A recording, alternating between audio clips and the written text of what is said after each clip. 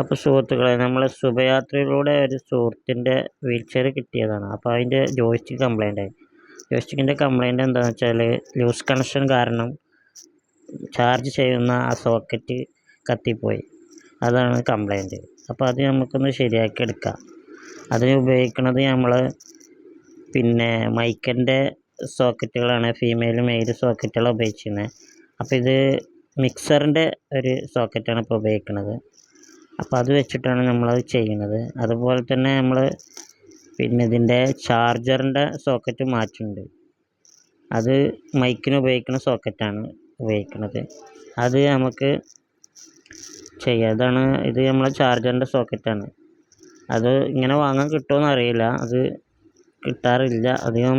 നമ്മൾ ഈ ജോയ്സ്റ്റിക്കൊക്കെ നമ്മൾ വാങ്ങണം. അതിന് 8,000 രൂപ, 12,000 രൂപ, 18,000 രൂപ, അങ്ങനെ പല റേറ്റിൽ വീൽ ചെയറിനനുസരിച്ചാണ് ഇതിൻ്റെ ജോയ്സ്റ്റിക്കിൻ്റെ വില വരുന്നത്. ഇത് നമ്മൾ ചാർജറിൻ്റെ സോക്കറ്റാണ്. അതും മാറ്റിയിട്ടുണ്ട്. അതും കരിഞ്ഞിട്ടുണ്ടായിരുന്നു.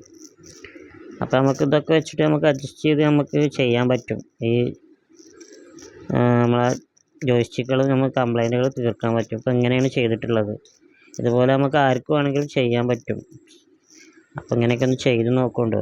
നല്ലതാണ്. നമ്മൾ 8,000 12,000 ഒക്കെ കൊടുത്ത് നമുക്ക് വാങ്ങാൻ കഴിയില്ല. ഭിന്നശേഷിക്കാരെ നമുക്ക് ഇതില്ലാതെ നമുക്ക് ഉപയോഗിക്കാനും പറ്റില്ല. നമുക്കൊന്ന് പുറത്തിറങ്ങണമെങ്കിൽ നമുക്ക് വീൽ ചെയർ വേണം.